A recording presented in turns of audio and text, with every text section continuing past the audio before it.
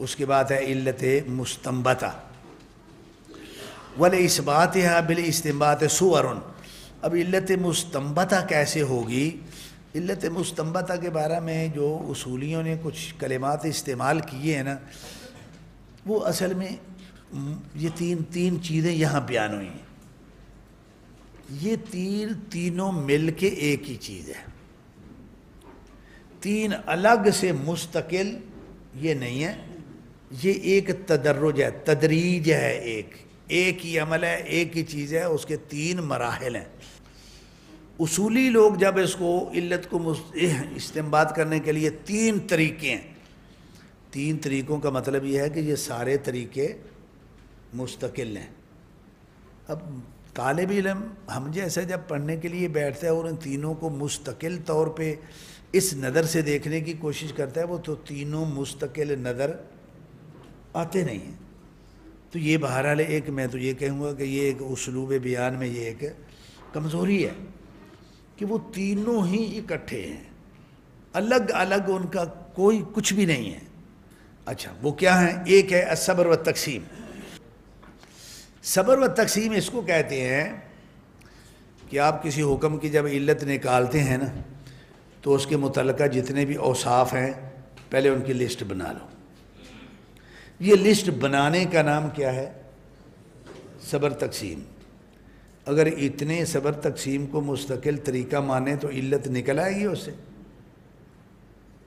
تو اپنی فہرست بنائیے، فہرست مثال کے طور پہ شراب جو ہے یہ حرام ہے، کیوں حرام ہے؟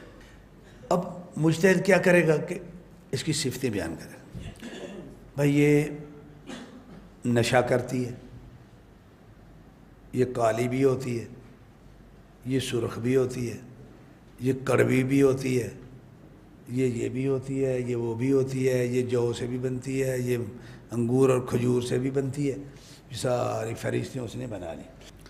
اس فہرست کی ترتیب دینے کا نام کیا ہے؟ الصبر و تقسیم۔ اگلا مرحلہ کیا کرنا ہے؟ اگلا مرحلہ ہے جو یہاں 2 نمبر پہ لکھا ہوا ہے، المناسبہ۔ اب دیکھیں گے کہ شراب کیا ہے؟ حرام ہے نا۔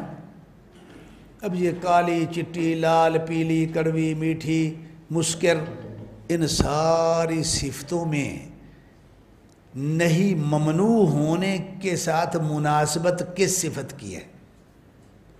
بھئی لال ہونا کوئی نقصان کی بات ہے، کڑوی ہونا اس کا کوئی تحریم کے ساتھ کوئی میل جول ہے؟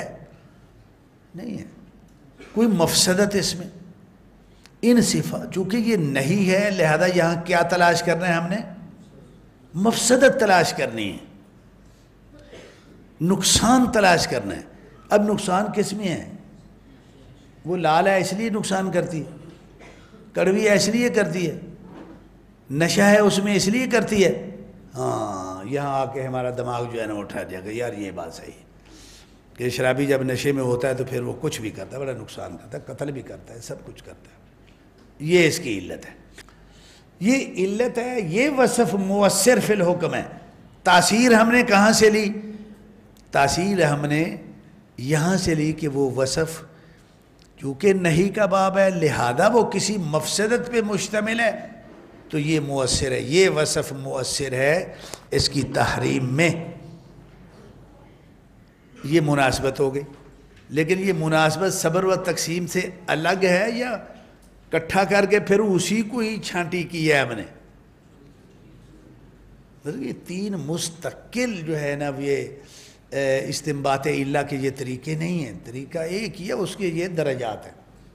اچھا اب آپ یہ معلوم کرنا چاہتے ہیں، چیکنگ کرنا چاہتے ہیں کہ جو علت میں نے منتخب کی ہے میں نے صحیح منتخب کیا ہے یا غلط منتخب کی ہے، تو وہ آپ الدوران کے ذریعے، جس کا دوسرا نام الطرد والعکس ہے، اس کے ذریعے آپ اس کو جو ہے نا وہ چیکنگ کریں گے۔ کیا کہ اگر تو جس وصف کو آپ نے علت بنایا وہ وصف ایسا ہے کہ یدور مع الحکم وجودا و عدما، وہ ہو تو حکم بھی ہے، نہ ہو تو حکم بھی. اگر یہ کیفیت بنتی ہے تو اس کا مطلب یہ ہے کہ آپ نے جو علت استنباط کی ہے وہ صحیح علت استنباط کی ہے. آپ نے یہ چیک کر کے، یہ چیکنگ کا آلہ ہے یہ سارا. دوران یا طرد والا عکس یہ کیا ہے؟ یہ ایک چیکنگ کا طریقہ ہے کہ ہم نے جو علت نکالی ہے وہ صحیح نکالی ہے یا نہیں نکالی. اگر تو آپ وہ علت موجود ہے، حکم نہیں ہے، ٹھیک ہے نا، وہ وصف موجود ہے. اب آپ جو ہے نا وہ کڑوے کو بنائیں گے اگر علت، تو پھر کیا ہوگا؟ بڑی کڑوی چیزیں ہیں کہ جو حرام. لال کو بنائیں گے تو بڑی لال چیزیں ہیں جو حرام نہیں ہیں. کالی کو بنائیں گے تو وہ بھی، تو حکم اس کے ساتھ وجوداً و عدماً وہ گھوما تو نہیں نا. معلوم یہ ہوا کہ جب وہ ایسے نہیں ہوا تو یہ جو علت ہم نے نکالی ہے نا یہ غلط نکالی، علت صحیح نہیں نکالی. چلیے یہ سمجھ آ گئی بات جی. اس کے بعد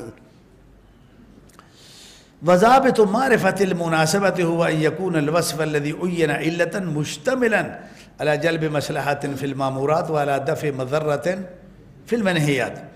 تیسرا دوران ہے وہ ہے وجود الحکم بوجود العلہ و انعدامہ بانعدامہا.